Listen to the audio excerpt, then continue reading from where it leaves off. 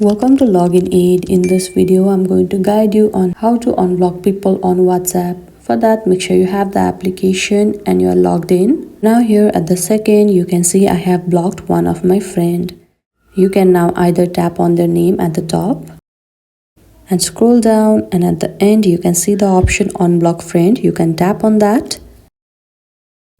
and now you can see your friend is unblocked. Another way is there you can see the option settings at the bottom right, tap on that. And there you can see the option privacy, simply tap on that.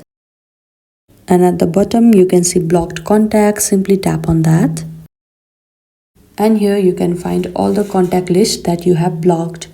Now for example, we will go on the first one. Now scroll at the end. There you can see the option of unblock friend, simply tap on that. And now you can see that your contact has been unblocked.